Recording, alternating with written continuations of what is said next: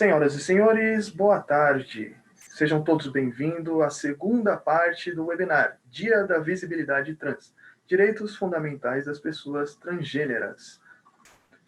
Informamos que em breve iniciaremos o evento e pedimos a gentileza de aguardarem um minuto.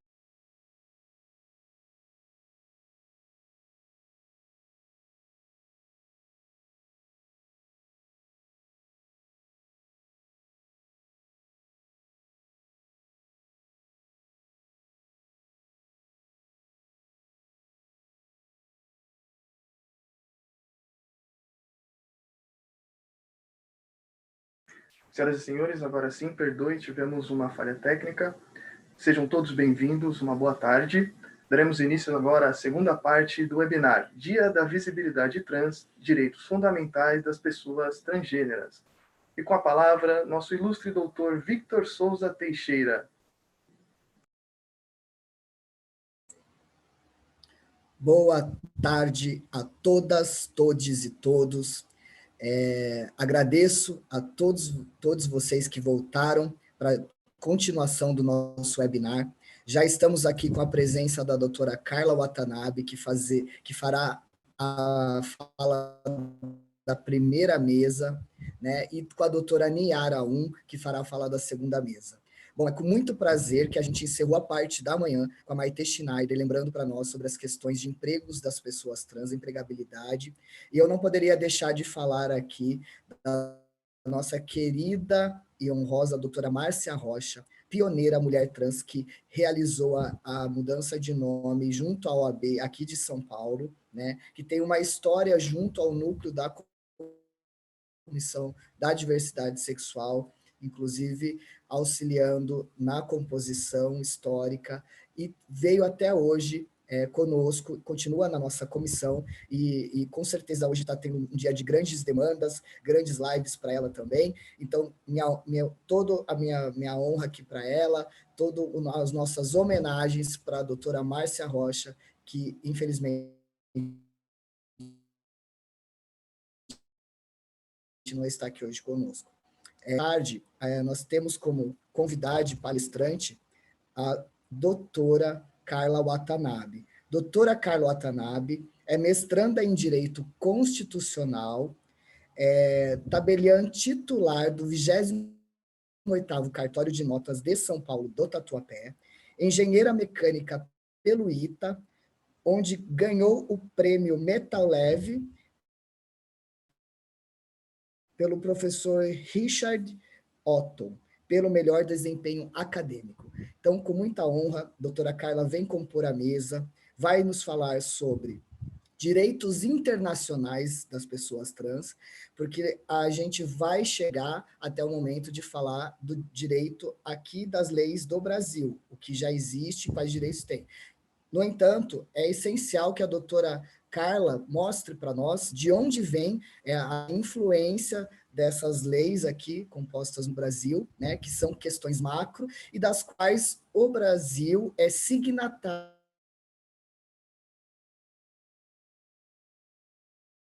referente aos direitos das pessoas trans. Doutora Carla, fique à vontade, a casa é sua, aqui estamos todos para aprender hoje muito com a doutora. A fila de carros chegou a mais de 1 quilômetro. E fique à vontade para se apresentar e iniciar a sua fala, a sua palestra, que estamos todos ouvintes. Bom, primeiro eu agradeço muito à comissão, à OAB, pelo espaço, agradeço o convite e eu fico muito feliz por estar aqui nesse Dia da Visibilidade Trans e, ao mesmo tempo, triste, né, por termos de ter um Dia da Visibilidade Trans, né, porque a luta pela cidadania deveria ser não uma luta, né, mas todos os dias deveriam ser dias de cidadania. Bom, mas vamos ao meu tema. Primeiro, vamos contextualizar, né? Direitos humanos são direitos de todas as pessoas, exercidos tanto horizontalmente, ou seja, contra todos e contra, inclusive, o Estado. Direitos internacionais são aqueles garantidos também, não apenas por tratados e pactos, mas também, como eu discutirei adiante, direitos como os princípios de Yogyakarta, que não são os princípios, eles não estão em um pacto, não estão em um tratado, mas foram pragmaticamente construídos, exatamente devido à oposição que teriam. E, por fim, eu falaria também acerca da questão do direito internacional, que é um direito que, a princípio, entre Estados, e depois ele acabou evoluindo, admitindo outros sujeitos internacionais, mas, para o nosso tema, eu vou me seguir adiante, por devido, inclusive, à exiguidade de tempo, e eu vou seguir diretamente para o nosso tema. Vamos começar com os princípios de Yogyakarta. O que são esses princípios de Yogyakarta? Como que eles surgiram? Princípios de Yogyakarta, eles têm o nome porque especialistas de 25 países se reuniram no próprio nome, né, na cidade de Yogyakarta, na Indonésia, em novembro de 2006, em uma universidade lá da cidade, para construírem, para tecerem princípios referentes à identidade de gênero e à orientação sexual das pessoas. Mas por que foram princípios? Foram princípios porque eles sabiam pragmaticamente que não seria possível a aprovação de tratados ou pactos, porque haveria a oposição de países, tanto de países do Oriente, países de religião muçulmana e mesmo de países ocidentais, como, por exemplo, de uma direita populista ou países de uma maioria conservadora. Então, eles resolveram fazer princípios construídos por esses especialistas. E aí construíram 29 princípios. Esses princípios, eles não são vinculantes para os estados como um tratado seria. Mas qual era a ideia? A ideia é a de fazer, como acabou dando certo, com que as jurisprudências nacionais se orientassem por eles. Então, esses princípios seriam para desconstruir barreiras referentes, por exemplo, a casamentos, a constituição de família, a questão do nome civil, nome social, ao reconhecimento e a ser tratado pelo nome, e quanto à violência, e assim por diante. Por isso, como eu disse, essa postura foi extremamente pragmática, porque depois, quando mais tarde houve a tentativa de discussão, vários países se opuseram e realmente naufragou. E então vieram os princípios em 2009, os princípios Yogyakarta 10+. Na verdade, foram 9 princípios e 111 obrigações em 2009, e que vieram a complementar esses 29 princípios e aperfeiçoar, né, como eu disse, os 29 antigos. Mas aí como que isso funciona? Por exemplo, na ADI 4275, que foi a ADI de retificação de nome de transgêneros, o ministro Celso de Mello utilizou os princípios de Yogyakarta. Em vários H6, no STJ, vários ministros utilizaram os princípios de Yogyakarta para evitar que transgêneros, travestis e mulheres trans ficassem em presídios destinados em presídios masculinos. Ou seja, vocês veem como os princípios de Yogyakarta, ao se incorporarem à jurisprudência nacional, acabam sendo, sim, vinculantes. Essa ideia dos princípios de Yogyakarta.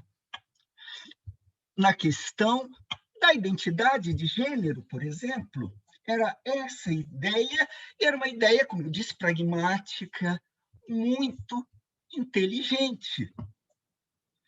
E acerca da união homoafetiva, por exemplo, que já não é tanto a questão da identidade de gênero, também em votos de ministros, os princípios de Yogyakarta foram referidos, por exemplo, no voto do ministro Gilmar Mendes.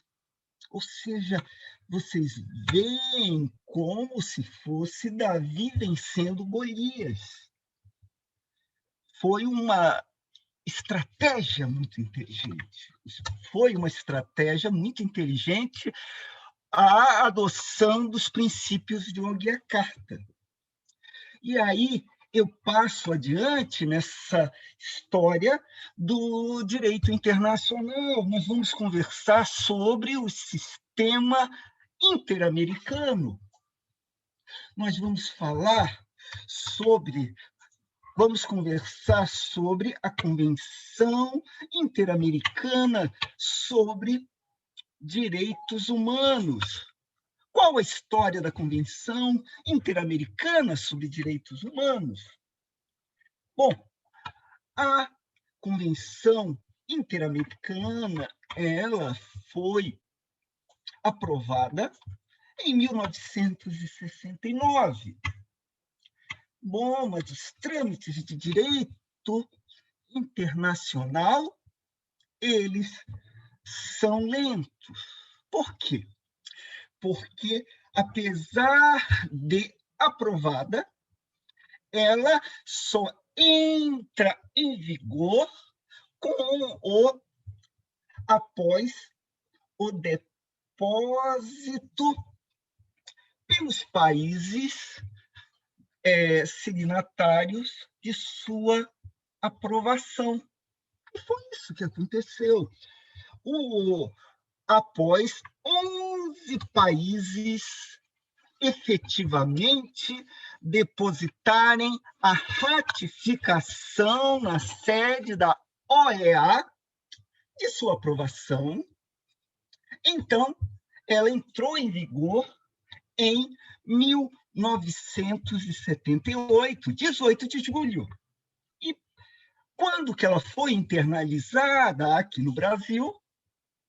1992, por meio do decreto 678. Ou seja, vocês veem como demora.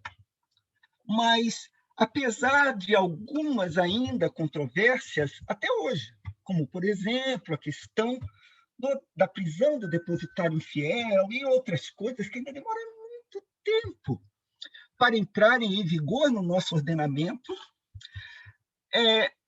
o mais importante dela foi a criação da Corte Interamericana de Direitos Humanos e a ampliação de poderes da Corte Interamericana de Direitos Humanos. Essa foi a parte, com certeza, mais importante da Convenção Americana. Por quê? Porque ela criou dois organismos extremamente simpáticos às nossas causas. Sim. Por quê? Porque os países que se vincularam à convenção, eles se vincularam realmente. O Brasil se vincula à Corte Interamericana, ou seja, em tese, tem que respeitar os julgamentos, os vereditos da Corte Interamericana após o esgotamento dos recursos internos.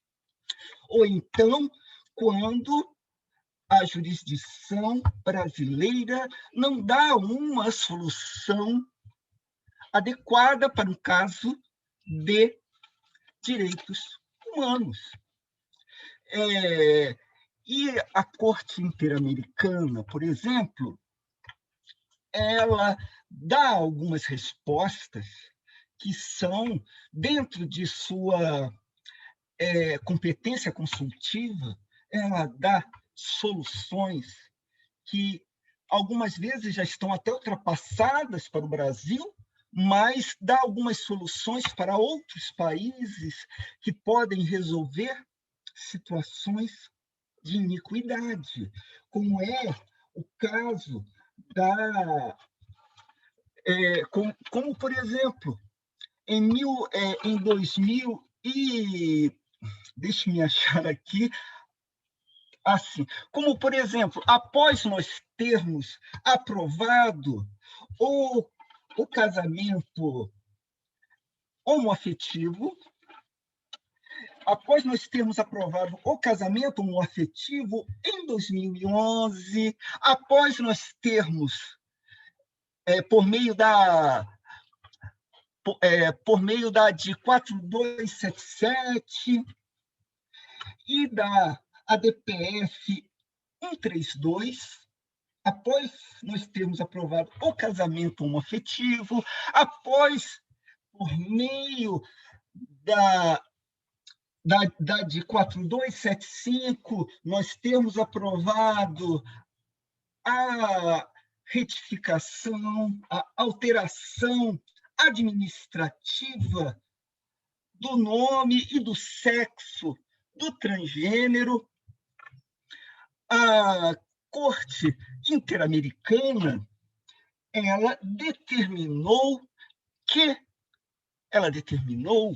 que os países signatários e que haviam, atualmente parece-me que são 23 países que se submetem à jurisdição da Corte, ela determinou que esses países, por meio da opinião consultiva 24 de 2017, esses países adotassem providências para que legalizassem o casamento homoafetivo e que providenciassem a alteração administrativa de sexo e de prenome.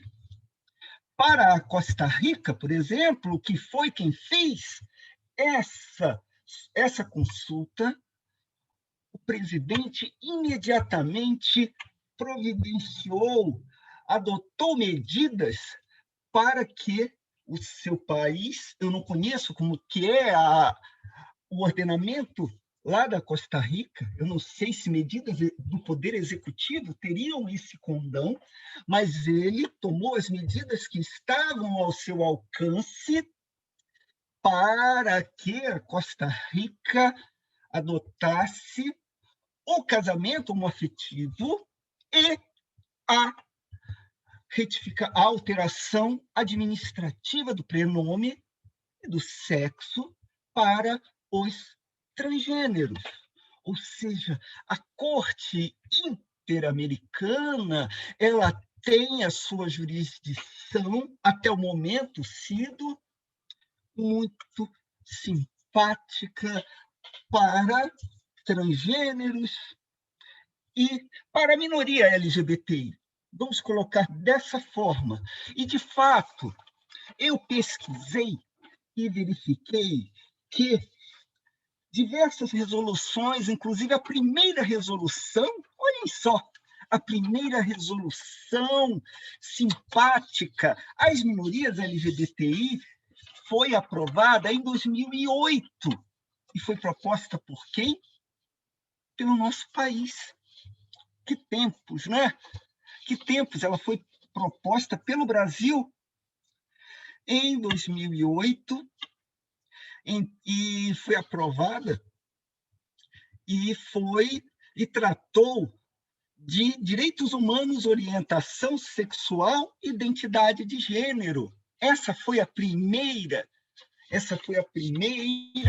proposta aprovada, inclusive pela Assembleia Geral da OEA, a nossa diplomacia aprovou, e dela depois vieram diversas outras em favor de todas as minorias, e daí por diante, realmente, eu tenho sempre um pé atrás em relação aos limites do Poder Judiciário, até que ponto ele pode nos favorecer, mas atualmente é o único pé no qual nós podemos fincar os nossos pleitos, mas, de fato, até o momento, a Corte Interamericana e a Comissão têm sido extremamente favoráveis.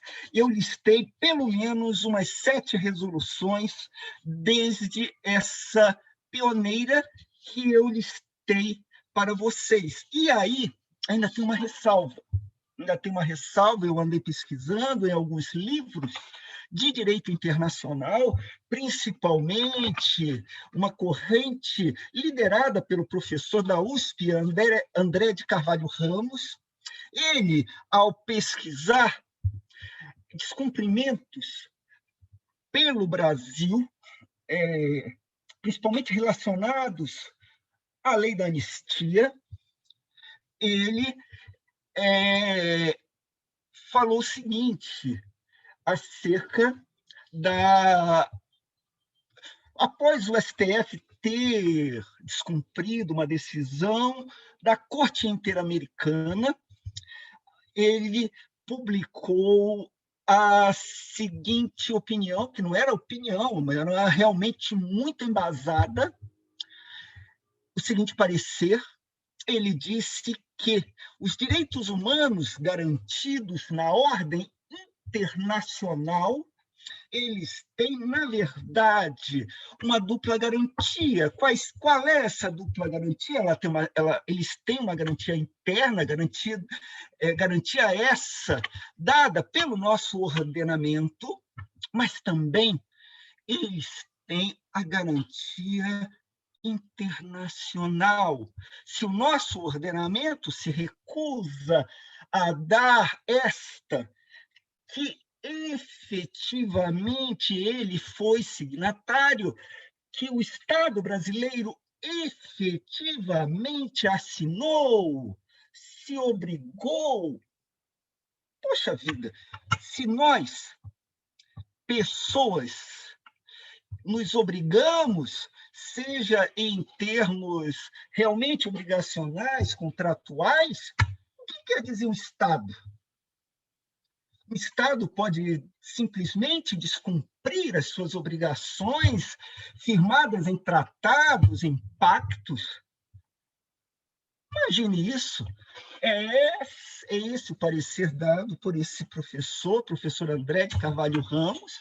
Então, ele defende, sim, que obrigações firmadas em pactos, principalmente em direitos humanos, elas podem ser exigíveis.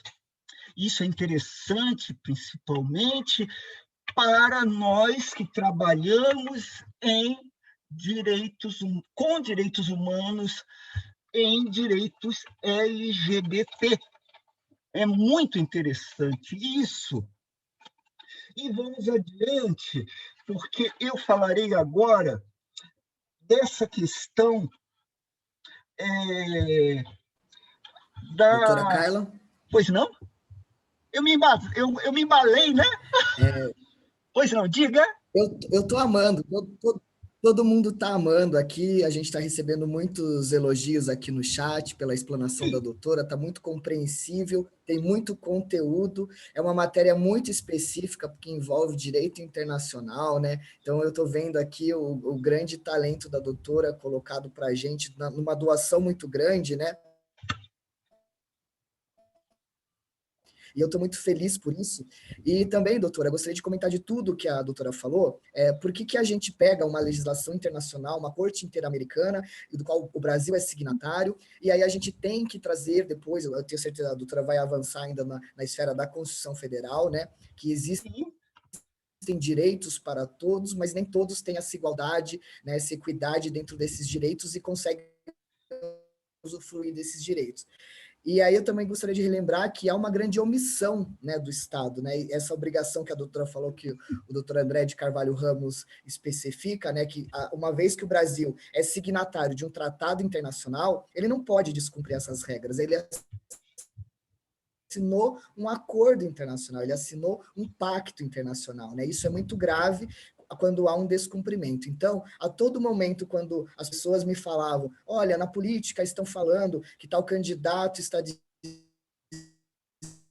dizendo que as pessoas LGBT não é assim que funciona. A pessoa falar é uma questão. Agora, o que é a realidade é o que a doutora Carla está explicando aqui, que o Brasil é signatário desse tratado da Corte Interamericana, ele é do princípio de Yogyakarta. Então, assim, são grandes tratados internacionais em que não pode haver descumprimento. E uma vez descumprido, quem é a gente, cidadão, que cumpre os nossos direitos, que paga impostos, né, que vota, quem a gente vai cobrar? O Estado. O Estado ele deve essa nossa obrigação para as pessoas LGBTQIA+, aqui no Brasil, em razão da omissão das leis, né? Então, a gente tem que ir por resoluções, por decisões de lacunas da lei, para a gente conseguir consagrar o nosso direito. Então, eu vejo que nós teremos ainda um grande momento ainda para viver, que será de estabelecer, de fato, alguns códigos ainda, ou inserir no Código Civil, não sei onde é que seja, mas esses direitos que estão aí consagrados por essas legislações esparsas, que não viraram ainda um código, uma lei para nós aqui no Brasil, né? Doutora, perfeito, continue sua explanação, por favor, que nós estamos aqui ansiosos para nos apropriarmos do seu conhecimento. Obrigada, doutor Victor. Eu realmente me embalei e eu ia entrar exatamente agora na nossa Constituição. Na nossa Constituição. Por quê? Porque os direitos nossos são muito lindos e são isonomicamente distribuídos. Sim, Mas por que os nossos direitos, a nossa dignidade, que como Kant, sim, o filósofo Kant, ele falava, olha, o que é dignidade? Dignidade é aquela que não tem preço. Não tem preço porque ela não está no mercado. Em resumo, é isso.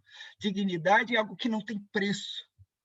Mas por que nós, pessoas trans, nós, pessoas homossexuais, nós, pessoas diferentes, pessoas intersexuais, nós, pessoas pertencentes a minorias, pessoas negras, por que nós temos menos dignidades na realidade? Por quê? Por que isso? Eu agora estou me dedicando muito ao direito antidiscriminatório. É essa a grande questão. A questão mágica é a questão da discriminação. A discriminação é que faz com que as pessoas, algumas pessoas, valham, na realidade, menos que outras. Eu peguei aqui as nossas questões e elas realmente passam por tudo isso. Direito à igualdade, à dignidade, a direitos civis, direitos políticos. Eu estudei algumas questões relativas a direito comparado, por exemplo. Direito comparado, eu passei, inclusive, pelo direito norte-americano. Estudei o caso Plessy versus Ferguson, que legitimou a vergonhosa diferenciação, vergonhosa doutrina separados, mas iguais. As leis de Jim Crow. A decisão foi no final do século.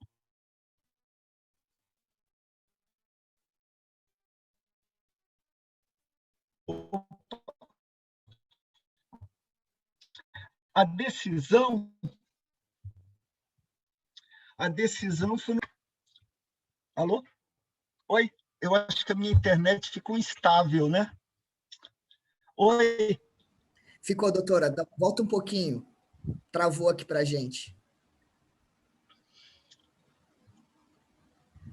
Alô, doutora Carla? Exatamente, eu percebi que apareceu uma mensagem aqui para mim. Opa! Oi? Oi, voltou? Oi, doutora. Volta um pouquinho. De fato, a internet oscilou. Oi?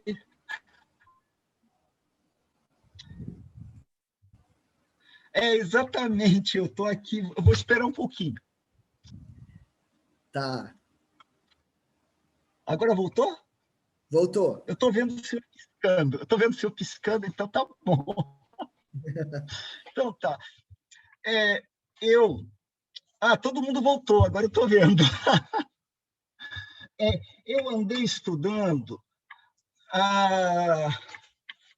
em direito comparado o caso Plessy versus Ferguson, que antecedeu as leis de Jim Crow, que legalizou, né, a discriminação contra os negros norte-americanos. Condenou por mais de 70, 80 anos a minoria negra nos Estados Unidos. Depois, quando o caso Brown versus Board of Education foi levado à Suprema Corte, aquilo foi uma luta para ser efetivado. E a mesma coisa quando veio o casamento homoafetivo nos Estados Unidos. Aqui no Brasil, nós temos as mesmas situações para as conquistas dos direitos LGBTQIA+. Nós temos situações semelhantes. Quando algum direito LGBTQIA+, está prestes a ser conquistado, há um levante de setores conservadores da nossa sociedade e pronto, surgem movimentos e os nossos direitos são desrespeitados. E é assim a questão da igualdade, a questão da dignidade, ela é desrespeitada desde os primeiros sinais. Eu, por exemplo, quando eu quase que fui expulsa de casa, minha mãe era... Coitada, eu amava ela, mas ela era terrivelmente homofóbica, transfóbica. Mas eu acredito que essa tenha sido a história de cada um de nós. Ou seja, os nossos direitos, eles são desrespeitados desde a nossa família, enquanto todas as outras minorias, essas minorias, elas são acolhidas nos próprios lares após todo o sofrimento das ruas, eles voltam para casa e têm seu porto seguro. As minorias LGBTQIA+, ao retornarem para casa, lá elas não têm nada em casa, porque elas muitas vezes não têm casa. Essa é a diferença das minorias LGBTQIA+. Então, é difícil quando nós falamos em igualdade, em dignidade, se ela não é construída a partir da própria família, se é furtado também o direito à educação. Por quê? Porque essas pessoas sofrem bullying até depois na escola. É furtado o direito à saúde, por quê? Porque essas pessoas sofrem também discriminação nos postos de saúde. Ainda bem que depois pessoas trans vieram a ter o nome social também nas suas carteiras do SUS, mas muitas vezes isso não resolve. Por quê? Porque a postura dos médicos, a postura dos atendentes não é a melhor possível. Não é a melhor possível. Eu assisti um depoimento de uma travesti que foi eleita co-vereadora e foi deprimente quando ela foi tratar de um problema de saúde e numa consulta, um problema de saúde no ânus. Infelizmente, eu tenho que falar isso, e o médico foi extremamente discriminatório com ela. Falou que ali não era órgão sexual. Isso lá é coisa para um profissional de saúde dizer? Não é. Definitivamente não é. Ou seja, que direito à saúde que nós temos? Não temos. Eu me lembro, há muitos anos atrás, eu vi uma entrevista de uma pessoa trans dizendo que não ia a médico porque como é que ela ia ser tratada um homem com seios. Então não há direito à saúde. Não há direito à saúde também. Então, é difícil nós pensarmos em direitos humanos, direito à igualdade, quaisquer direitos básicos que qualquer cidadão tem, se nós convivemos com desigualdades básicas baseadas na discriminação que nos joga para os cantos da sociedade. Devemos ter, sim, uma educação inclusiva desde os lugares, desde a escola básica. Devemos ensinar às nossas crianças que uma pessoa LGBTQIA+, é diferente. Só isso. Isso não nos torna nem melhores, nem piores. Mas apenas somos diferentes. E nós temos que lidar, sim, com a diferença. Lidar com a diferença é bom. Só isso. Essa é a questão. Essa é a questão que nos fará, não talvez na nossa geração, mas nas próximas, lidar com essa discriminação que tanto nos maltrata. E eu ainda gostaria só de seguir adiante com a questão da paternidade socioafetiva. A paternidade socioafetiva que eu gostaria de mencionar a decisão do STF com a repercussão geral, a decisão do STF no recurso extraordinário 898.060, que reconheceu a repercussão geral de número 622, que possibilitou a multiparentalidade na socioafetividade. Ou seja, é uma revolução. É uma revolução, por quê? Porque admite a multiparentalidade, que é a convivência entre o pai, a mãe, que é biológica, com aquela que é construída, a parentalidade que é construída pelo afeto. Olha que coisa bonita, né? Que coisa linda, que é construída pelo afeto. Isso tem muito a ver com a nossa convivência também. Olha só que coisa linda. Isso daqui é algo que é muito visto no registro civil.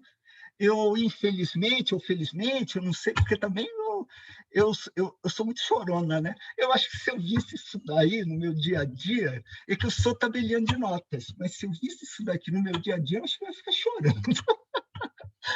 Mas essa questão reconhecida pelo STF é algo que é uma evolução muito grande. É uma evolução muito grande. Isso porque a questão da adoção por casais homossexuais, ela já está superada. Ela já está superada desde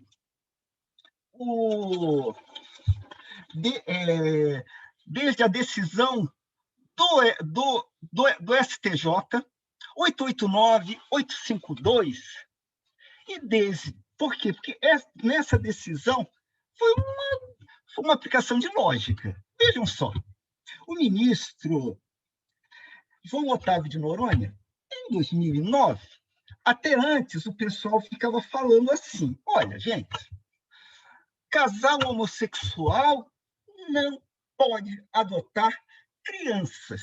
Por quê? Porque tem o Código Civil que fala que a adoção só pode se dar por casal ou por pessoas que convivem em união estável. Mas as pessoas homossexuais não podem se unir, não podem ter união estável, nem podem se casar. Isso antes da ADI 4277 e a DPF 132. Aí não pode, então, não podem adotar. Aí sabe o que ele falou? Ele falou uma coisa lógica. Olha, se uma pessoa solteira, homossexual, pode adotar, então por que um casal homossexual não pode adotar? Pronto. A partir dali, pacificou-se. E depois da ADPF e da ADI 4277, em 2011, acabou. Aí a questão da adoção por casal homoafetivo ficou simplificada. E quanto à questão da sucessão, acabou mais ainda depois de 2011, quando possibilitou-se a adoção, a união estável homoafetiva. Com a união estável homoafetiva, os casais homoafetivos que vivem em união estável adquiriram os mesmíssimos direitos dos casais heterossexuais. Olha só, havia, é claro, uma corrente naquele acórdão que foi minoritária. O acórdão, na verdade, apesar de unânime, ele foi de 7-3. 7 para aqueles que defendiam a mesmíssima extensão para a união estável heteroafetiva. 3 para que defendia apenas uma analogia. Mas tudo acabou, na verdade, quando o CNJ estendeu a possibilidade do casamento. Ora, se a união estável pode se tornar casamento, então pronto, vamos estender para eles. Aí, por meio da resolução que veio 3 anos depois, os casais homoafetivos puderam se casar. Mas, olha, a questão é a seguinte, a questão não é apenas de poder casar e todo mundo ficar feliz, não. A questão também é patrimonial. A questão também é patrimonial, porque garante efeitos sobre o patrimônio das pessoas, porque senão aparece parente de tudo quanto é lado na hora da sucessão. É isso, gente. Eu sei que eu tenho que garantir espaço para as perguntas, para os comentários, e eu me avancei muito, eu não esperava falar tanto. Desculpa, doutor Victor. Desculpa. Imagina, doutora, a gente está adorando aqui a sua aula, para a gente são conteúdos muito ricos e você trouxe assim uma gama histórica e muito lógica de uma abertura de pensamento crítico muito grande, mostrando que a todo momento que uma pessoa LGBT tenta conquistar algum direito na sociedade, que deveria ser para todos, né? Porque todo mundo tem direito à vida, todo mundo tem direito à saúde, a gente acaba se esbarrando na questão da oposição do conservadorismo. E aí a gente tem que buscar no macro, na norma mundial, numa corte interamericana, num princípio, num pacto, né, a consagração desse direito para trazer para o nosso país, que infelizmente é um dos países que mais matam pessoas LGBT do mundo, né, tá o segundo do ranking. E por que isso acontece? Então a gente tem toda uma lógica aí por trás quando a gente entender sobre fundamentalismo e geopolítica também, porque se a gente entende que tem coisas que são muito boas, a religião, a crença, ela é muito boa, mas desde que ela não limite o pensamento livre das pessoas e incuta nessas pessoas, né, princípios que são nocivos para toda a nação, porque a diversidade existiu sempre, como a gente viu na parte da manhã aqui nesse webinar, né, tiveram outros convidados, principalmente a doutora Fê Maidel, que é uma psicóloga, explicando que historicamente, né, sempre existiram pessoas transexuais no mundo, e que foram marginalizadas, excluídas, e hoje a gente parte para esse momento revolucionário, sim, onde a gente tem, assim, maior abertura para se falar, maior abertura para mostrar para as pessoas, e eu fico muito feliz de estar aqui, a doutora expondo a sua profissão, né, todo o seu conhecimento jurídico sobre a questão, né, que para nós é muito importante, para dizer para a sociedade que, assim, tem pais nos assistindo, que os filhos vão olhar para a gente como referência.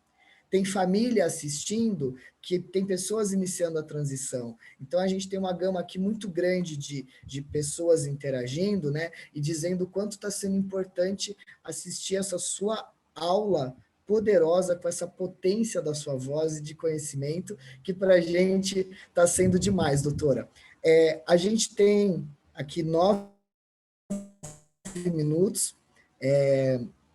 As perguntas principais que surgiram foram assim no sentido de indagar por que o Brasil não cria leis, né? E a gente sabe que tem questões assim que a gente tem várias hipóteses, são pragmáticas, todo mundo está vendo, né? São questões de conservadorismo, religião, né? Uma mistura de conceitos, né? Em relação ao ser humano, que a gente viu na parte da manhã, aquele viés do inconsciente das pessoas também. A gente leva tudo isso em consideração. No entanto, a gente está aqui para lutar ainda por direitos básicos que as pessoas cisnormativas, heterossexuais, têm consagrados e que nós ainda não conseguimos. No estado de São Paulo, graças a Deus, a questão da saúde é um dos melhores do nosso país, onde a gente tem hormonização gratuita para as pessoas, mas tem uma fila enorme de pessoas querendo fazer redesignação sexual, a cirurgia, né, mudar o sexo, e ainda tem que esperar 7, 8 anos. Então, eu penso que todas essas questões ainda precisam ser melhoradas. A gente deu alguns pontapés, caminhou até aqui, e daqui para frente tem que ser melhor. E talvez não seja a minha geração, né, a doutora, que vá viver isso ainda, são as futuras. Mas o importante é a gente estar aqui hoje trazendo, no Dia da Visibilidade Trans, né, como eu iniciei de manhã, falando sobre a questão por que tem o Dia da Visibilidade Trans no Brasil, porque em 2004, né, pessoas transexuais e travesti foram até Brasília reivindicar os seus direitos numa marcha, né, que ficou historicamente conhecida pela reivindicação desses direitos e que depois virou o Dia da Visibilidade Trans. Então, hoje a gente está aqui porque alguém já iniciou essa caminhada, né, doutora? A gente tá cumprindo a nossa missão aí, espero que da melhor maneira, mas porque já outras pessoas. Então, eu vou deixar em aberto para a doutora pontuar alguma questão que você tenha para deixar de mais importante nesse dia, com uma mensagem para as pessoas que estejam assistindo, e depois a gente passa para ouvir a doutora Niara. E já eu te agradeço muito, daqui a pouco eu te agradeço mais, tá bom?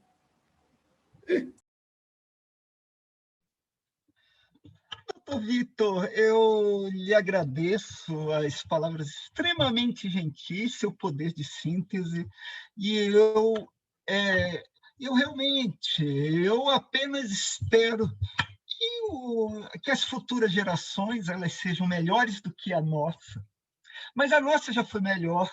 A nossa já foi melhor do que as gerações passadas, do que as gerações de nossos pais. Isso aí eu não tenho a menor dúvida. Isso eu não tenho a menor dúvida. Mas a questão maior realmente é a de nós vencermos esses pensamentos pré-concebidos,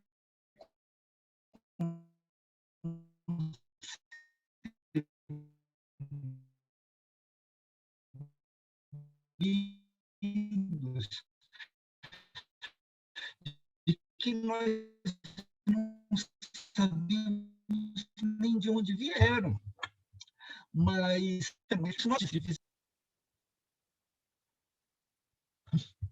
opa, eu acho que travou, né?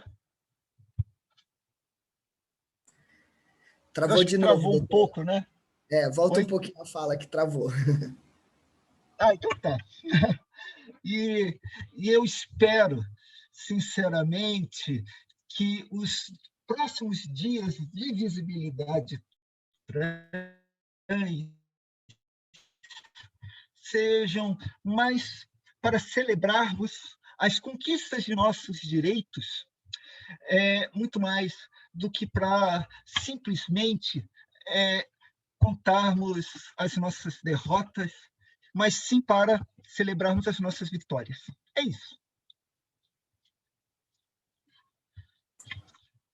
Muito obrigada. Perfeito, doutora. Muito obrigado. Aqui no virtual a gente aplaude assim agora, Muito obrigado por todo o seu conhecimento, compartilhação do seu tempo.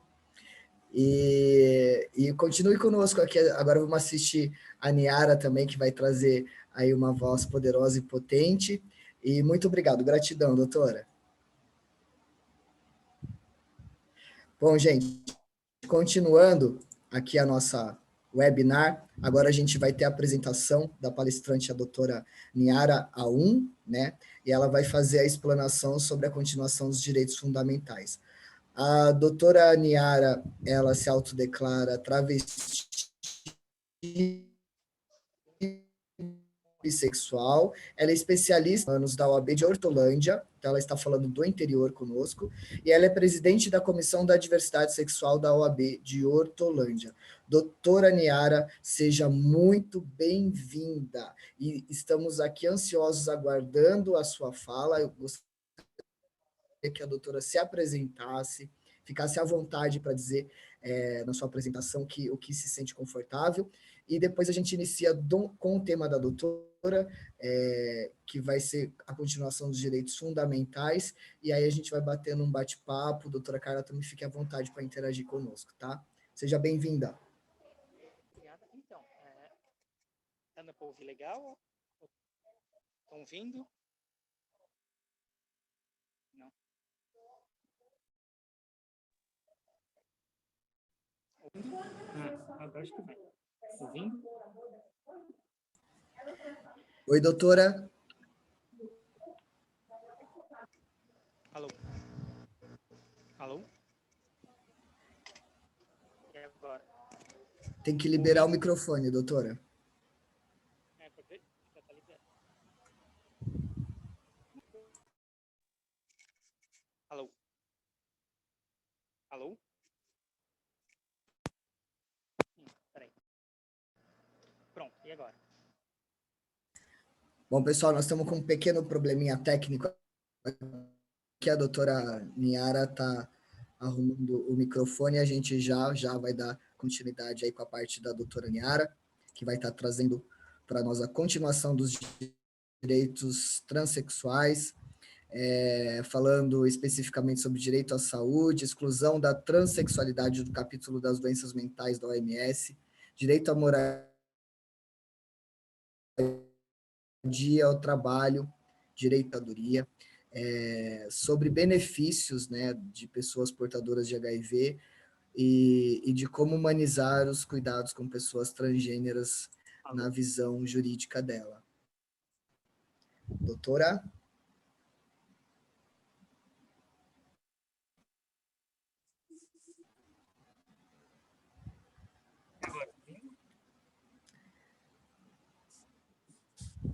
Aumenta o volume do lado do celular, só, que está bem baixo ainda.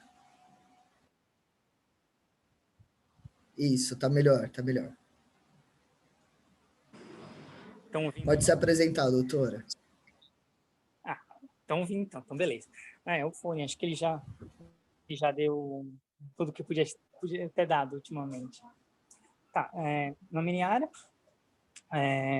descobri trans... sim, descobri trans mesmo desde sempre.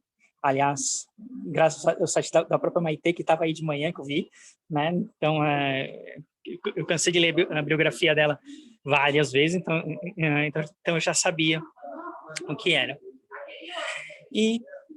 Mas como foi falado também, por questão de se fortalecer, que a Fê falou, se a gente fortalecer, eu só saí mesmo para o mundo aos 37, quer dizer, uns 3 anos, 4 anos. Porque assim eu podia ficar melhor para poder atuar. Eu vou tentar o fone rapidinho. Dá para ouvir ou não? Senão vai ser fone mesmo. Oi, Niara. Tá nos ouvindo, Niara? Vai fone então. Sim, agora eu tô. Sim, acho que é meu fone mesmo. Tá. A gente vai falar o meu tema... Tenta deixar a câmera parada, doutora, para a gente te observar. Agora fica melhor. Beleza? Ih, travou.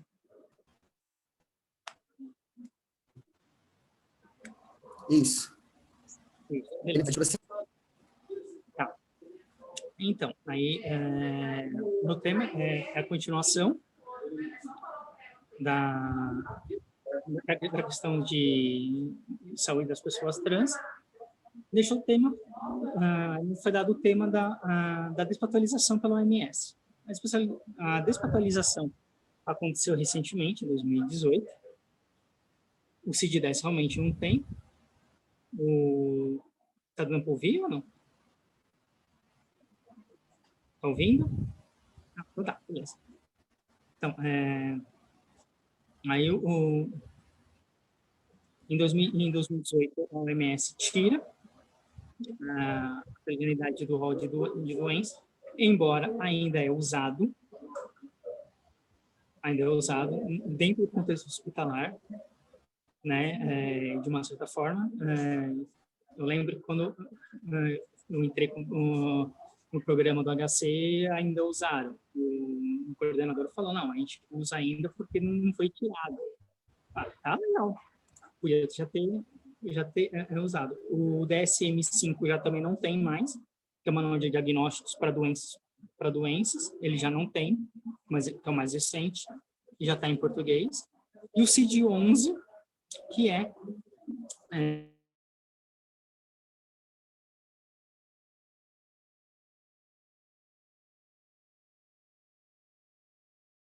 internacionais, então também não tem mais.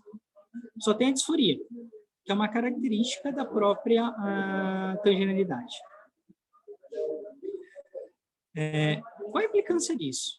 A implicância é que não somos mais tratados como os doentes. Então, tecnicamente, houve a despatalização da transgeneridade. Somos trans, beleza, ok, e vamos. Né? E somos trans e isso já é não somos considerados doentes. Com a modificação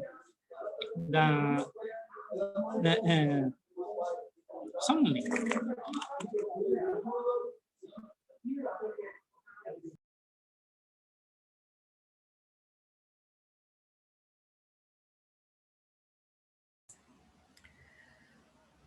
Oi, doutora Niara, estamos te aguardando aqui. Acho que ela teve mais um probleminha aqui de comunicação. Não, na verdade... Peço desculpa a todos. Oi. Alô? Oi, doutora. Alô? Oi, então. Não, Alô? é que a sala tá barulhenta demais, então tem gente falando, todo trabalhando, tanta gente falando ao mesmo tempo. Eu acho que atrapalha o que eu estou dizendo. Aliás, me atrapalha o que eu estou dizendo também. Entendemos, então, compreendemos e agradecemos a doação do seu tempo aqui conosco, doutor. Eu vou usar o fone. Só tenta trazer ele um pouquinho mais perto da boca, assim, porque está bem longe para mim. E agora? Tá dando para ouvir já, né? Beleza. Então, voltando. A especialização foi um grande avanço. A gente não é mais encarado... todos nós não somos mais encarados como pessoas doentes, algo a ser tratado. Aliás, demorou bastante para a OMS fazer isso. Os profissionais psíquicos já diziam há muito mais tempo de que isso não é doença. Até minha psicoterapeuta falou assim, como é que a doença vai ser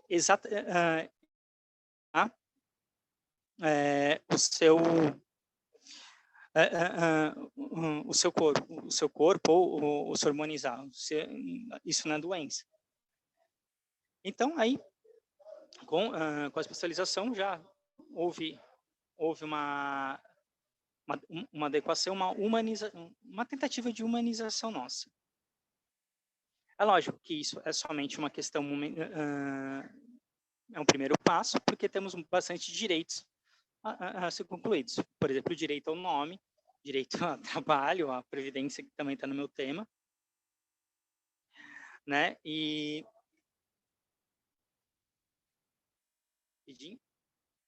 Então, ao trabalho, ao nome e tudo mais.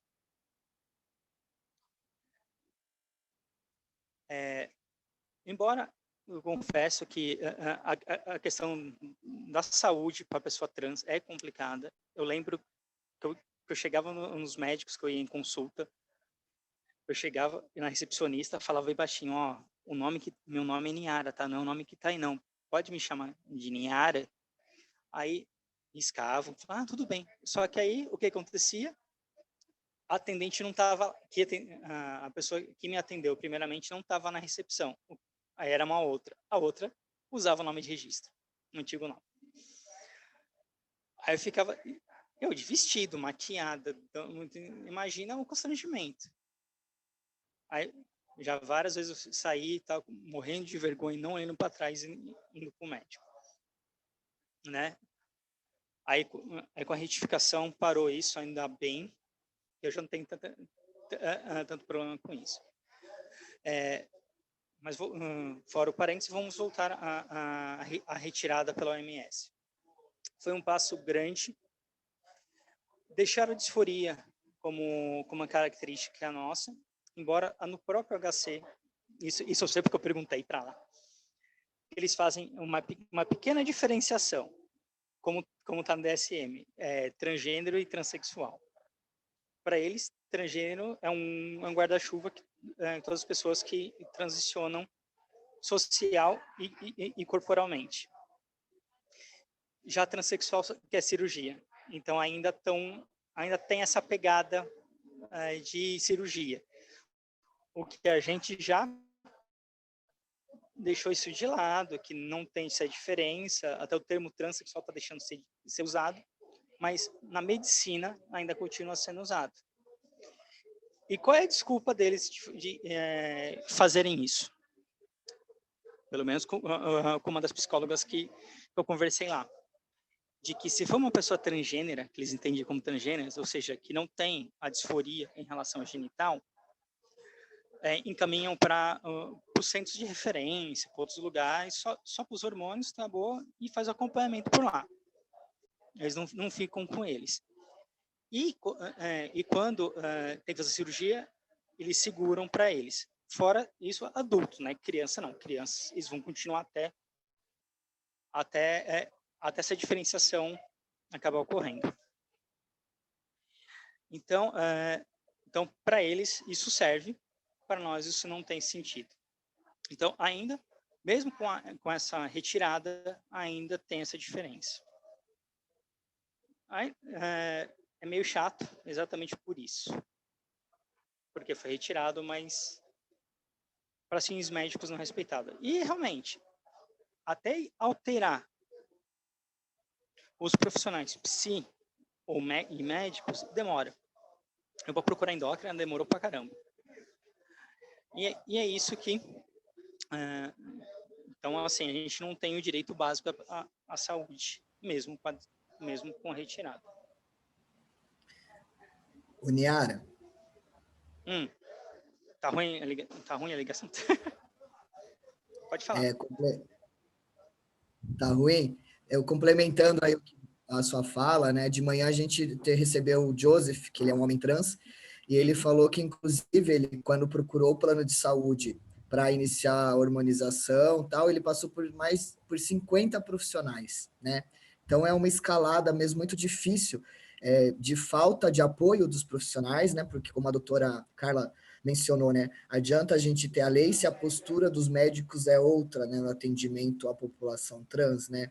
Então, são questões aí muito relevantes, você relatando a sua história, importantes para a gente compreender e, quem sabe, um dia juntos, né, elaborar aí medidas que possam vir para as próximas gerações de uma maneira diferente e não sejam impactadas com essa realidade que é dura hoje para nós, né?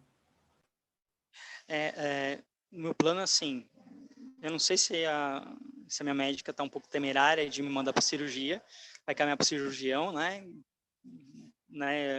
Eu já pedi 2 vezes, ela se fez desentendida, né? Para ver se o plano cobriria. Na verdade, qual é a minha intenção? É o plano negar, aí eu entrar com a ação contra o plano.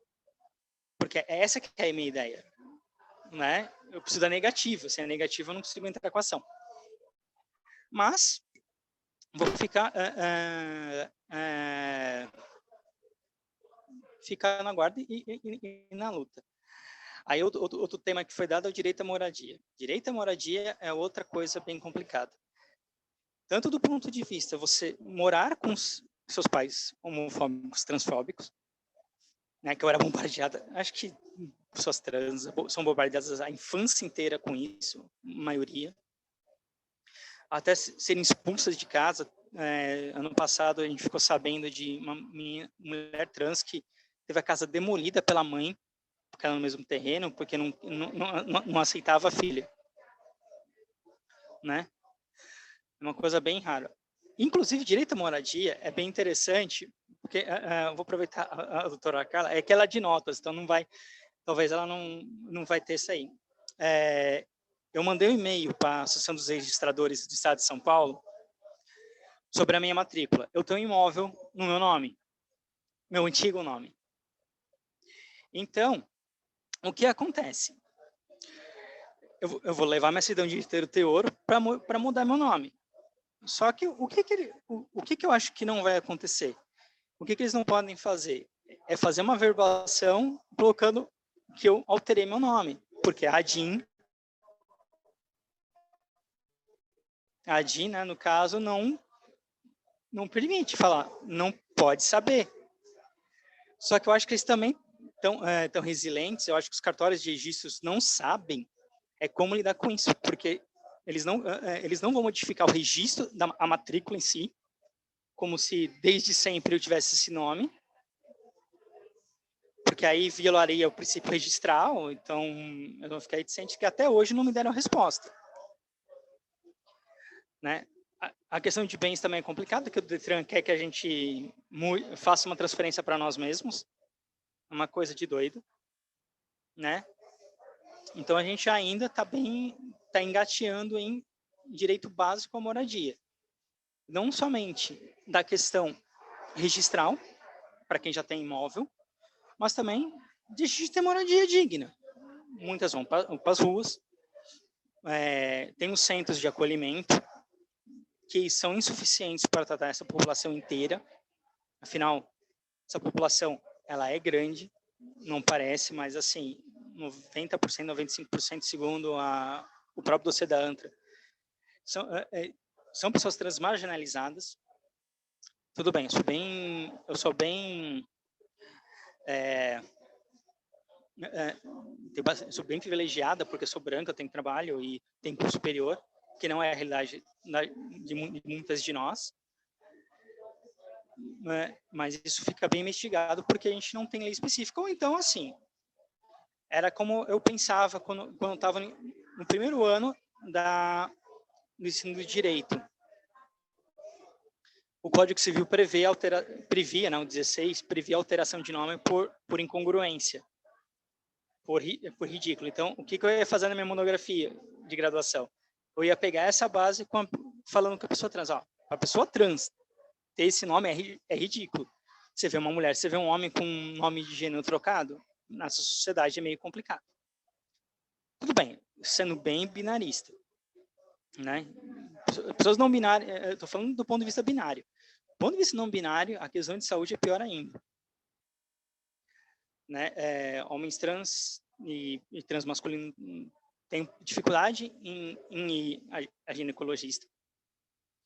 Mulheres trans e transfemininas podem ter dificuldade de urologista para poder tratar de câncer de próstata, né?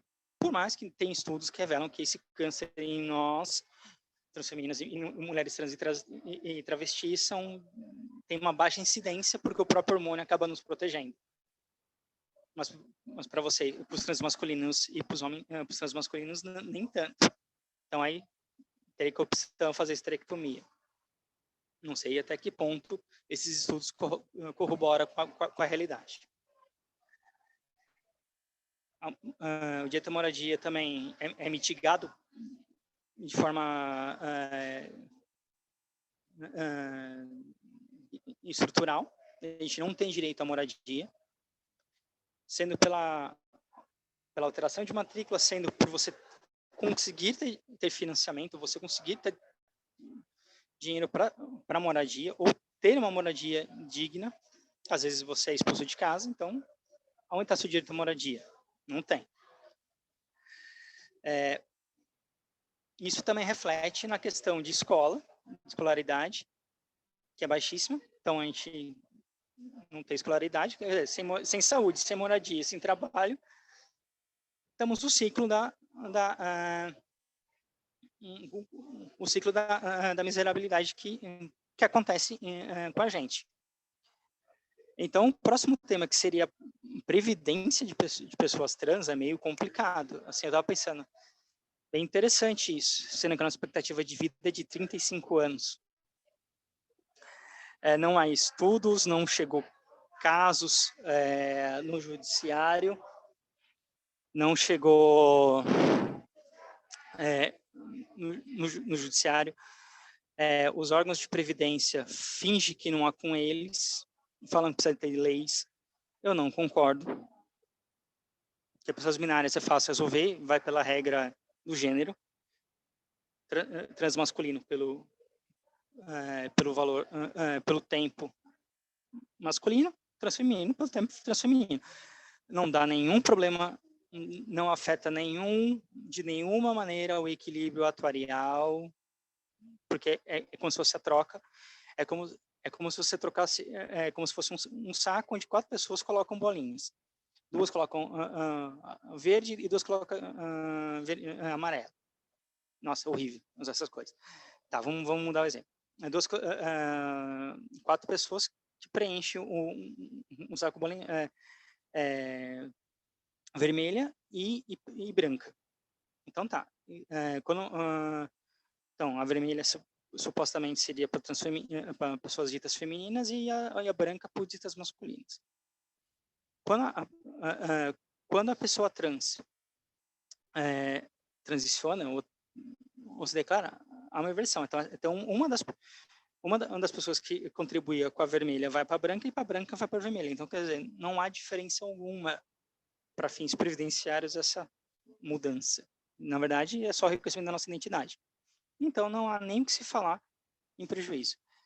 Talvez pessoas não binárias, pessoas agêneras, pode ter aquele impacto, porque não tem norma, que gênero que vai.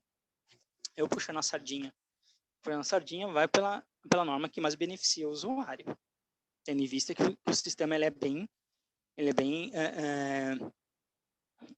leonino, ele é bem restritivo, então não seria justo uma pessoa não binária acaba pegando pelo teto. Mas muitos órgãos vão encontrar essa solução mirabolante e colocar por aí. Outros vão até falar de, temos que ter uma legislação. Se for para se for para não se resguardar, eu até concordo que a gente precisa de legislações. Mas a gente sabe que por alguns anos não vai sair nada do legislativo. Então a gente vai ter que se submeter à judicialização dos nossos direitos para poder ter eles garantidos. Aí, para a gente conseguir realmente ter um mínimo necessário, que é além da aposentadoria, trabalho, moradia e saúde. Saúde, educação, moradia, que são os nossos pilares. Assim, a gente muitas vezes a gente está brigando por direito básico. Estamos em 2021 e ainda estamos discutindo direito básico. Direito à identidade, direito à saúde, direito à educação, direito à moradia, direito ao trabalho e à aposentadoria, que é o nosso resguardo. É um absurdo, a sociedade ainda não vê a gente como seres humanos. Uma coisa horrível. Aí, paralelamente ao tema, temos a questão das pessoas com HIV. Há uma lei antidiscriminação, então realmente é crime você discriminar pessoas com HIV. A lei 12.000, vou ver aqui na minha colinha, porque realmente aí eu não lembro de cor. Isso eu não vou lembrar de cor mesmo.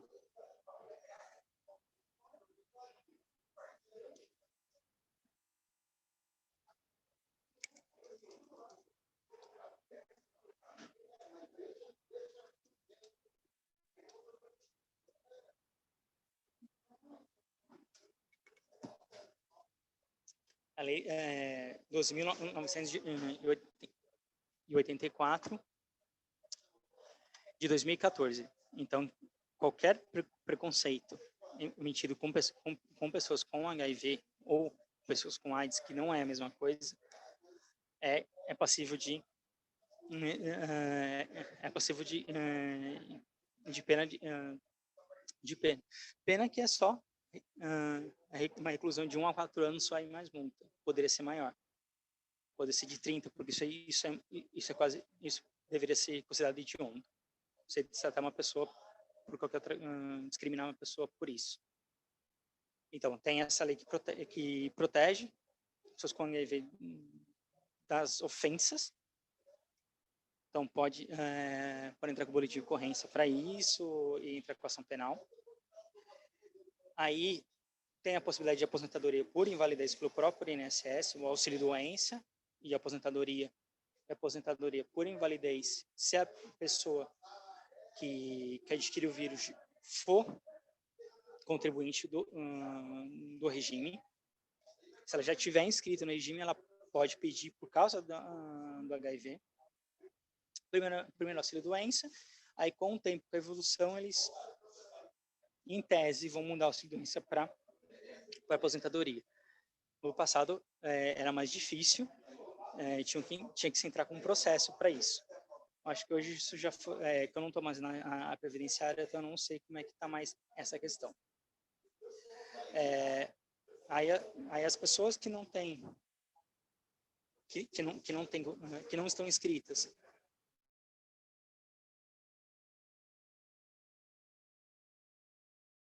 faz parte do LOAS, porque faz parte da Lei de Organização da Assistência Social, que é um salário mínimo para o deficiente ou idoso, o idoso acima de 65, que não pode arcar, que não tem rendimento. No caso do HIV, das pessoas com HIV, entra como deficiência.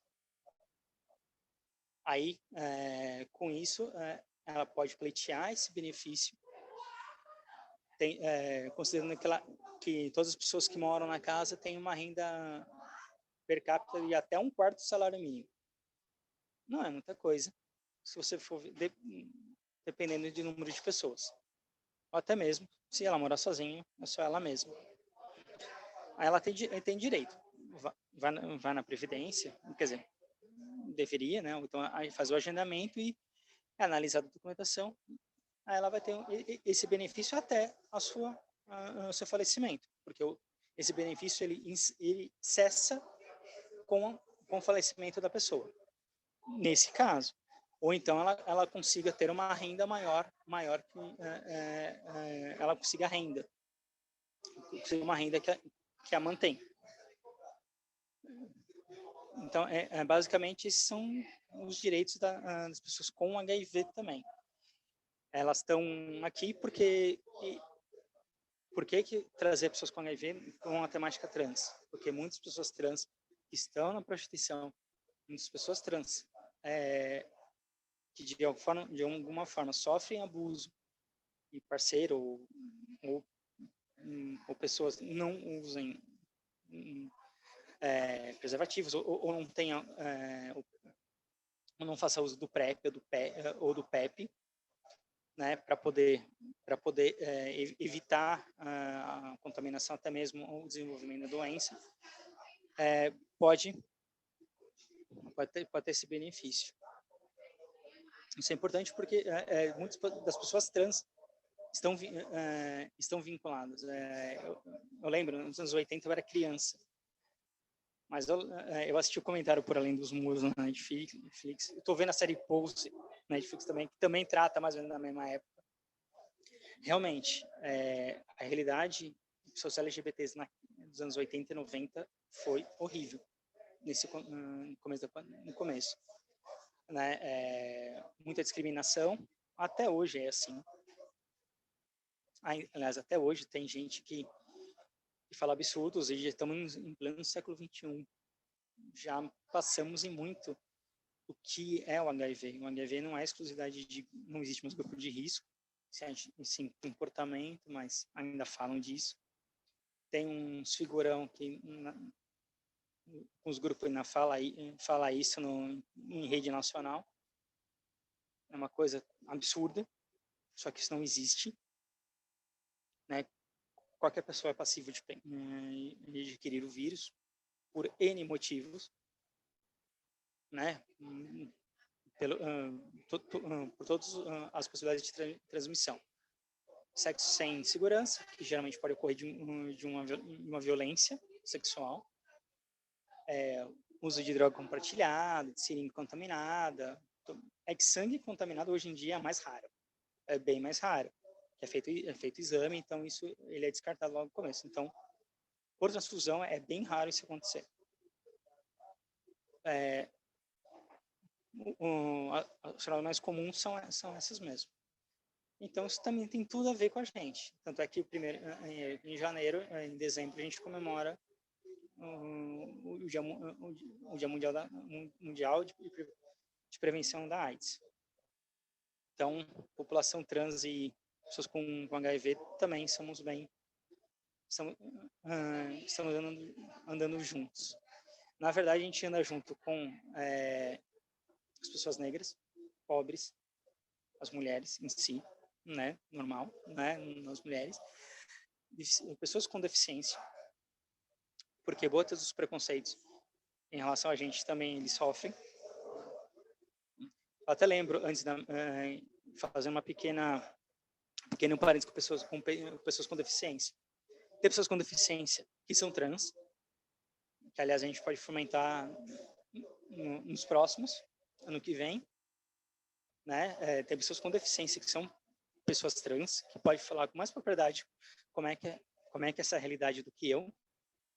Porque assim, a vivência com pessoas com deficiência eu tenho de forma indireta. Porque a minha esposa é uma mulher cis com deficiência visual. Quando eu conhecia, eu já sabia, ela já tinha falado, a gente namorou mesmo, e como ela sabia que eu era trans. Então, quer dizer, ela sabia que eu era trans e bi, e eu sabia que ela era com deficiência. Só que a gente teve um namoro e casamento. Quer dizer, estamos há 14 anos juntas, 7 casadas, oficialmente. Então, depois se a doutora Carla quiser uma amostra de uma certidão com adoção socioafetiva, eu posso mandar a minha, porque eu fiz isso, já retificada, eu fiz isso. Então, aí consta meu nome do lado da minha esposa como mãe do meu filho. Então, as pessoas com deficiências também sofrem preconceito. Eu lembro que, quando eu ainda não tinha transicionado, eu era vista como heroína da família, porque a minha esposa é deficiente e eu estava namorando com ela, estava casada com ela. Então já viu, né? Né? E hoje ela também vista por mim, porque ela continuou casada com uma pessoa trans, com uma mulher trans, sendo que ela é hétero, né? Então, quer dizer, uma coisa bem... Ela também vista como, nossa... isso aí, é uma história de sucesso, mas não, somos só nós mesmos.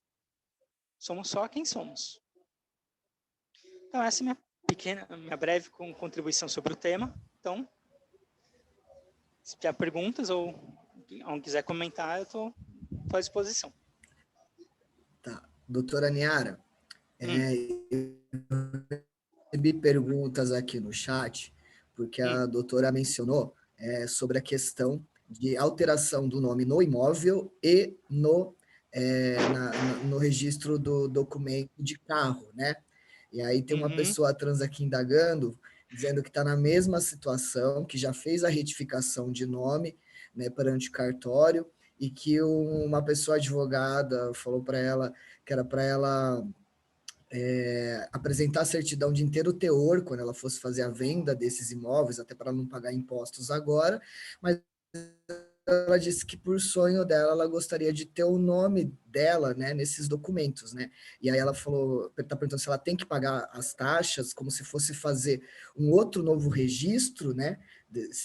Tanto do imóvel quanto do carro, e como que ela faria para resolver essa situação, para não onerá-la financeiramente, mas que ela pudesse ter esse direito de alterar no nome dela. A doutora, com a palavra. Eu tô na mesma situação. Na verdade, eu tenho mais uma ainda, que o inventário do meu pai acabou também. Eu tenho que registrar o inventário do meu pai. E o inventário transcorreu antes da minha transição. Né?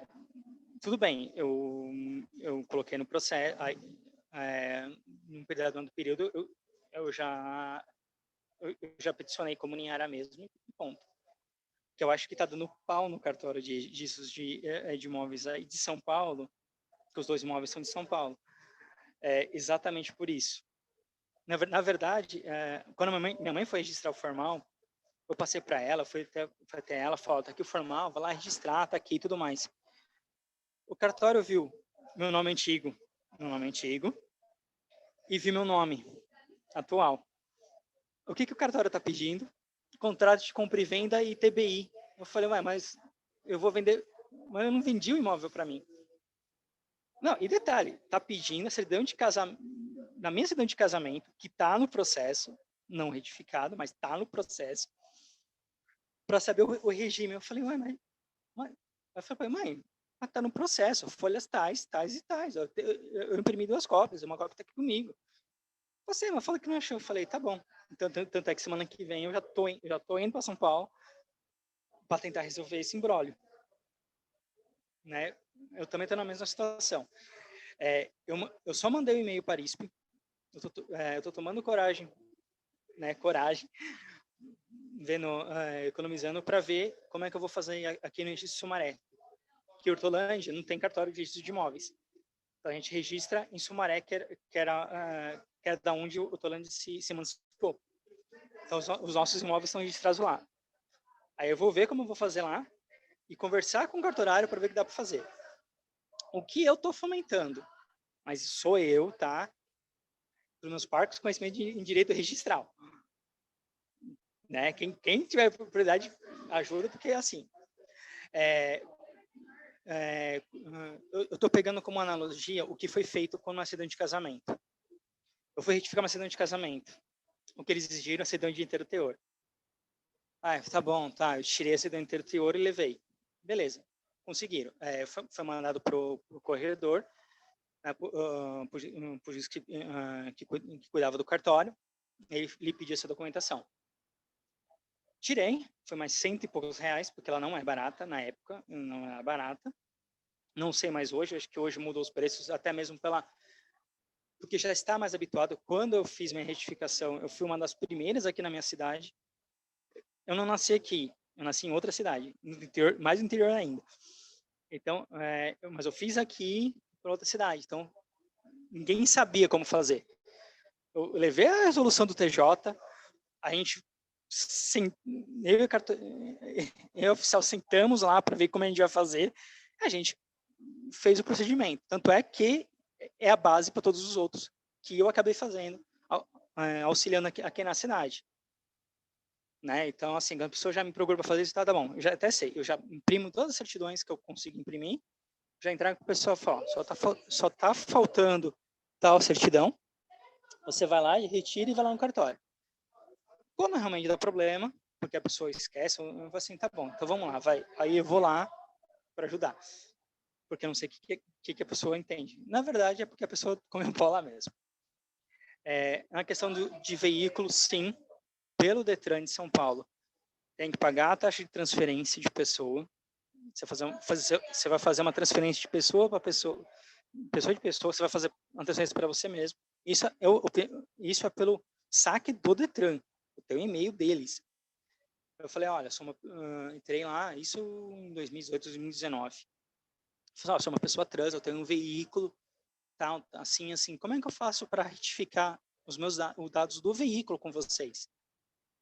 Aí depois de 3 meses, né, que eles deram a resposta, veio essa resposta. A Darisp até agora não veio.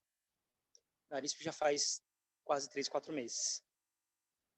Eu por enquanto só tô esperando dar uma diminuída nas coisas para poder ir no cartório e sentar com a cartorária e falar, e aí, o que a gente pode resolver? Porque eu também pensei, e já ir pela via de judicialização, mas eu não estou a fim de fazer isso, que vai ser chato e vai demorar. Então, eu prefiro fomentar com a reclamação para que o tribunal,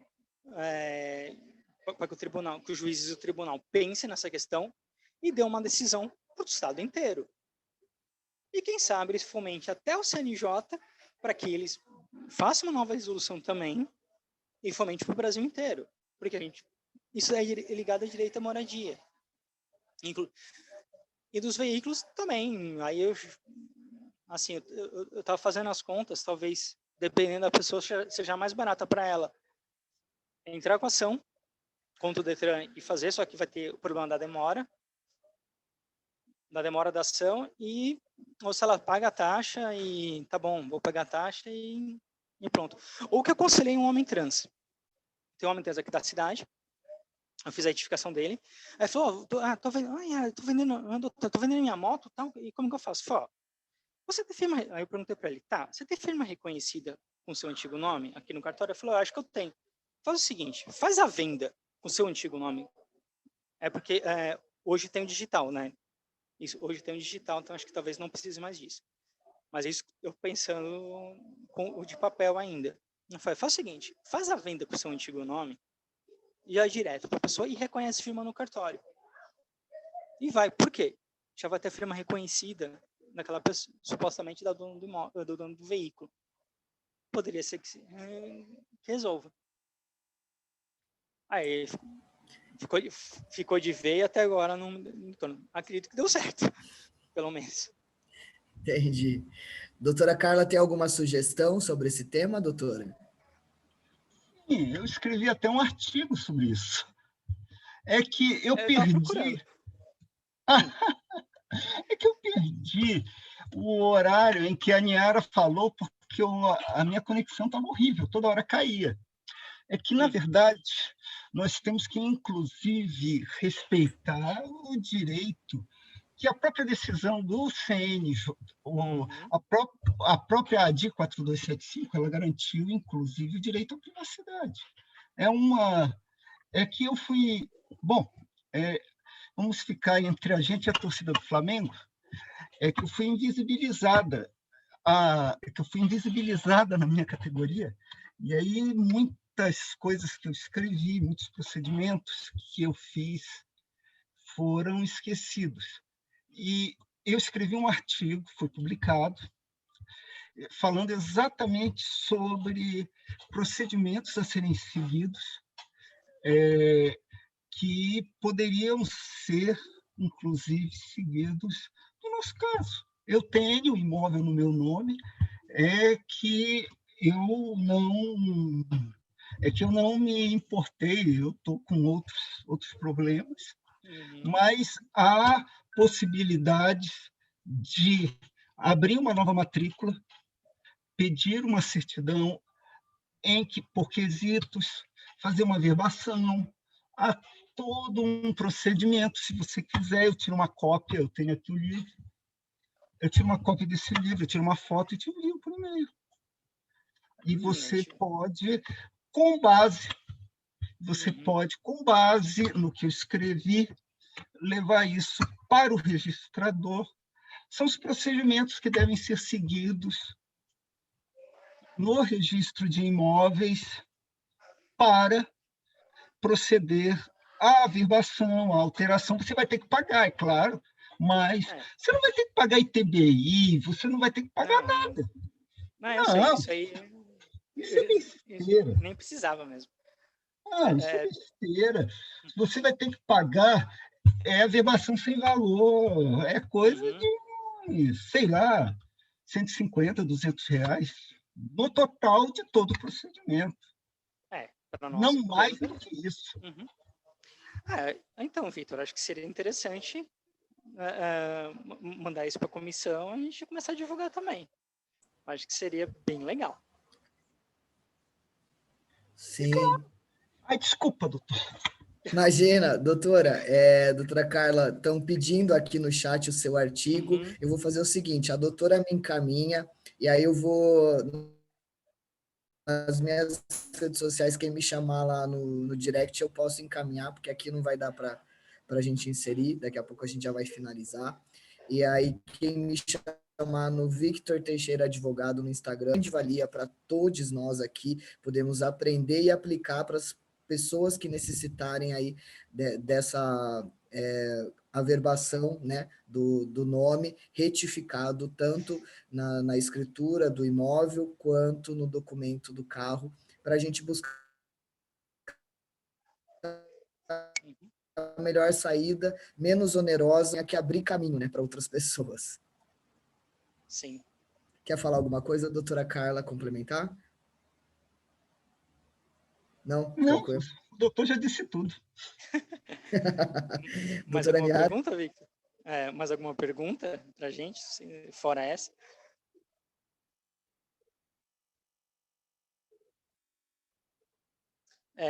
Você se mutou, Victor. Você está mutado, Victor. Aí. Oi, desmutei. Tá. Era só essa que estava aqui no chat particular para mim, e o povo continua pedindo o artigo da doutora Carla, então fica combinado. Todo mundo me chama lá no direct do Victor Teixeira, advogado do meu Instagram, que eu mando para você, e a doutora vai me mandar mais tarde. E, doutora Niara, fica à vontade aí o tempo, ainda temos mais 18 minutos.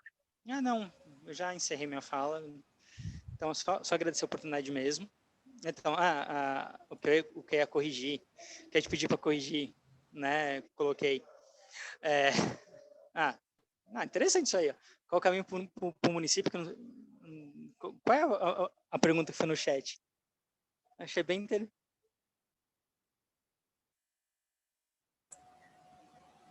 Deixa eu ver aqui, doutora.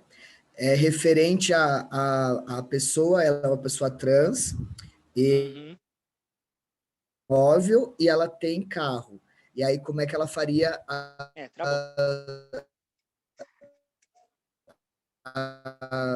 alteração? Mas disse que não precisaria mesmo pagar nenhum tipo de alteração no sentido de ser uma nova verbação, né? Que seria só mesmo essa alteração de dados que poderia ser feito por meio da mesma matrícula, enfim, sem nenhum custo para a pessoa, né? A não ser aquela taxa do cartório mesmo, né? Sem nenhum, como se fosse, porque se fosse fazer o procedimento de uma como a doutora Carla falou, de fazer a alteração para outra pessoa, aí teria que pagar todos aqueles impostos e tudo mais. Mas como não é o caso, então a pessoa teria esse direito, mas essa informação ainda é muito, como que eu posso falar, ela está muito difícil acesso para as pessoas, né? Então, por isso que surgiu aqui no chat. O Atílio também está perguntando qual o caminho a se seguir quando o município não cumpre a lei, mesmo desses direitos básicos para você. Então, no site da Secretaria de Justiça do Estado, isso em São Paulo. Em São Paulo, você consegue fazer a denúncia tanto no Ministério Público quanto no site da Secretaria de Justiça do Estado de São Paulo. A justiça.sp.gov.br tem lá denúncias. Coloca denúncias, aí vai indo pelo hall LGBT. Aí você coloca o motivo. Aí você descreve o fato. Eles realmente dão retorno. Eu fiz isso ano passado, ano atrasado, com certo alguém em uma campanha que inviabilizou de uma certa campanha de perfume aí que ocorreu, né, contra uma pessoa trans, né? Qualquer pessoa pode fazer, não necessariamente a vítima, pode entrar com a denúncia. O mais interessante é quanto mais pessoas entrarem com denúncias, melhores. Ficam mais o bolo, aí eles encaram melhor, reúnem melhor a denúncia e vão apurar. Fora, realmente, procurar advogado ou a defensoria ou até mesmo a própria OAB para ir contra esse próprio município, dependendo do assunto. Eu sei que na capital tem um juizado especial da Fazenda Pública. Em algumas comarcas você não vai encontrar.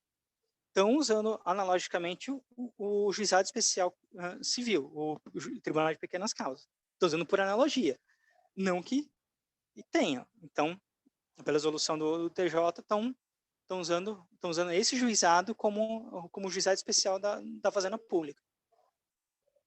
Quando eu vi isso a primeira vez, eu fiquei admirado. Eu falei, nossa, interessante. Dá para ser feito também. A vantagem de lá é que você não precisa de advogado, pelo menos até um certo tempo, até um certo patamar, até a sentença. Depois você vai precisar. Então, ação privada ou órgãos, ou órgão estadual, ou até mesmo grupos de defesa dos direitos LGBTs que podem ajudar, porque o interesse pode ser coletivo. Doutora Niara, aproveitando o seu tempo aqui, eu acabei de ouvir que a doutora falou que um dos meios de punição administrativa, né, para pessoas que não cumprem os direitos das pessoas LGBTQIA+, né, é a Secretaria de Justiça e Cidadania, né, do qual o doutor Marcelo Galego é o coordenador. E procedimento para iniciar algum tipo de punição contra uma pessoa que sofra uma violência física ou uma violência verbal no sentido de LGBTfobia. Como que dá o início? Primeiro na delegacia, como que faz um BO, qual delegacia, e na esfera civil, a forma de ajuizamento de ação, principalmente dando direcionamento para a defensoria. Tudo bem? Não, tudo bem. Só peguei mais ou menos, mas eu acho que eu entendi o todo. Tem que fazer o boletim de ocorrência, sim, é bom. Aí, o delegado não quer fazer porque acha que não existe, que pode ter essa resistência, né? Vai ter essa resistência, sim, né? Só pede para ele lavrar, aí entra com um procedimento para isso, aí entra com petição até mesmo pela defensoria ou pela OAB para que seja investigado, leva as provas. Aí a pessoa pode ser processada pelo crime de racismo. Repercussão disso. Ou já entra concomitantemente com a ação de danos morais, se não teve prejuízo material, ou seja, se a pessoa sofreu a violência, foi uma violência física, e ficou sem trabalhar, ou teve gasto com um médico, alguma coisa assim, também já incluir isso, incluindo dano material, também é possível. Ou os dois, paralelamente, uma hora vai ser suspendido o civil para esperar o criminal, ou após a sentença do criminal, pega essa sentença e já entra com pedido de indenização. Isso de forma particular. Fora os órgãos que também podem ajudar. ONGs, algumas ONGs e associações conseguem ter essa ajuda também. Perfeito. E assim, para as pessoas que não podem arcar com honorários de advogados, né? A gente recomenda que vá na Defensoria Pública. Aqui em São Paulo tem um núcleo chamado Núcleo de Defesa dos Direitos LGBT, né? Núcleo contra a discriminação LGBT. E aí lá no site agora, em razão do Covid, eles não estão atendendo. Você pode acessar um número de telefone via WhatsApp, e lá aparece um link para você fazer um preenchimento do que seria a sua queixa, qual seria o seu processo. E aí eles mesmos entram em contato com a pessoa, mandam um formulário para ela responder, para ela poder ter um advogado do Estado que defenda a causa dela, né, nesse sentido de sofrer uma LGBTfobia, e poder buscar o amparo aí do legal, tanto civil quanto criminal, né, e lembrando que nenhuma delegacia pode se recusar a fazer o boletim de ocorrência, e todas as delegacias podem fazer sobre LGBTfobia. Sim. O DECRAD aqui de São Paulo, que é a única delegacia especializada, ela atua principalmente nos casos de autoria desconhecida. Então, se você sofreu uma LGBTfobia, procure a delegacia mais próxima da sua residência, né?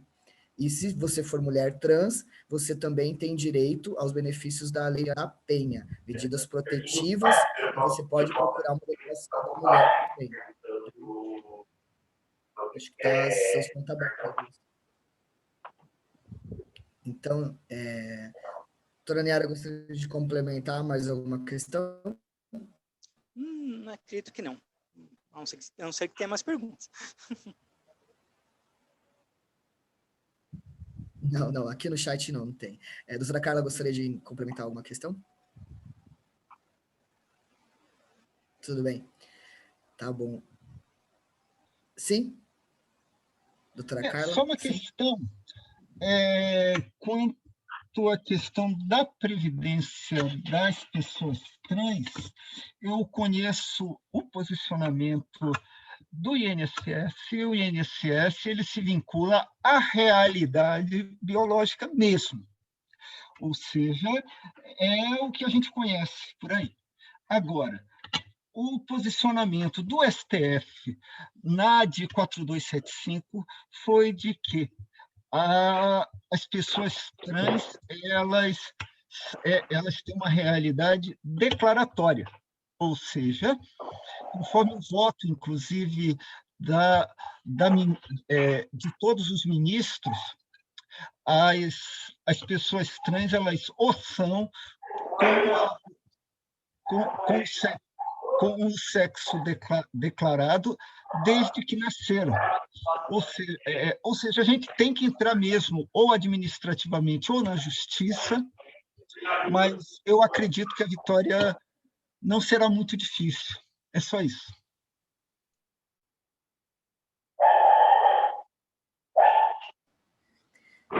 Perfeito, doutora Carla, muito obrigado pela sua complementação. Bom, eu só tenho a agradecer a vocês pelas falas, pelas contribuições, pelas doações do tempo e das informações.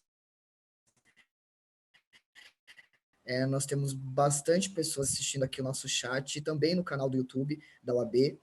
Meu agradecimento para a Luanda, que está aqui com a gente, para a Gláucia. Gláucia, quer dar uma palavrinha final para nós? Por favor, nos ajudar aí no encerramento, que é a Gláucia está mais pela diversidade, né, e pela Secretaria de Cultura também, né. A palavra é sua, Gláucia. Eu quero agradecer a doutora Carla e a doutora Niara pelas suas colocações, né? São coisas que a gente vai aprendendo dia a dia, muitas vezes quebrando a cara, muitas vezes indo falar lá com a pessoa do cartório que acha que a gente é advogado e a gente tem que saber tudo e tem que estar na ponta da língua, e às vezes não, a gente está aprendendo também. A ratificação de direitos de todas as pessoas LGBTs, hoje em especial a pessoa trans. Quanto à questão da pessoa com deficiência, doutora Niara, se não me engano, em setembro a gente pode promover sim um evento, que é o mês que trata da pessoa com deficiência, e fazer aí uma mesa com LGBTs que são portadores ou que possuam alguma deficiência. Fica aí o convite, fica aí a ideia para o Vitor, para a Luanda, e a gente vai sempre estar trabalhando em prol da garantia dos direitos da pessoa LGBT. Fico muito feliz pelo evento, adorei tudo desde o começo. Doutora Carla, eu tenho acompanhado alguns cursos em outras subseções, tenho ouvido bastante. Parabéns a oportunidade agora aqui de estar agradecendo o conteúdo. Parabéns, Vitor. Parabéns mais uma vez a Luanda, a Ganza, que nos dá esse apoio total para a gente conseguir fazer um evento como esse. Eu estou aqui como coordenadora do Núcleo de Família da Comissão da Diversidade Sexual. Estou aqui com a camiseta do Transafeto, que é um projeto social que eu ajudo também, porque eu fico participando de um monte de projeto, até não dar conta. Aí depois eu desapareço e volto de novo, porque tem hora que não dá conta. E o Transafeto, ele surgiu para dar uma atenção às pessoas trans em situação de rua, né? Ele é pequeno, está aí, surgiu com a pandemia, com o apoio da Lu aí, que ajudou no primeiro momento. reunindo todos os grupos sociais para a gente ajudar essas pessoas que estão em situação de rua, uma vez que o Estado não tem uma política pública real para essas pessoas. É tudo muito bonito no papel, mas na prática elas estão por aí largadas. O projeto tem como idealizadora uma mãe pela diversidade, que atua junto à Casa Florescer, e hoje ela está lá, falou que está numa live, ela gostaria de ter participado com a gente. Então, a gente tem que ter esse olhar. A pandemia não veio para nos tornar melhor, só veio para tirar a máscara mesmo de todo mundo, tá? O desgoverno veio, tirou um pouco, a pandemia veio, tirou o resto. Então, a gente está aqui só para ajudar umas às outras, uns aos outros, enfim, todos juntos, né? Obrigada, Vitor, pela participação, obrigado a todos, boa tarde. Obrigado, Gláucia, muito obrigado pelo seu apoio, Igor, Luanda, querida, a Ganza, maravilhosa, a Márcia Rocha, como eu lembrei no início dessa live, que foi uma precursora para nós, e eu vou terminar falando para nós aqui uma frase que eu acho muito importante a gente não esquecer, que a nossa luta pelo direito é pelo direito de amar quem quisermos e amarmos nós mesmos. Nossas identidades e orientações não precisam ser escondidas. Nós temos direito de amar, tá bom? Fiquem com essa mensagem, que a gente seja uma semente para as outras pessoas e possa levar todo o amor e todo o afeto e que todos se sintam acolhidos. Um grande beijo do coração de vocês. Obrigado, muito, muito, muito obrigado mesmo por todos os participantes dessa live. Obrigada pela oportunidade. Até mais. Beijo, gente. Obrigada, parabéns pelo evento. Foi ótimo ouvir vocês.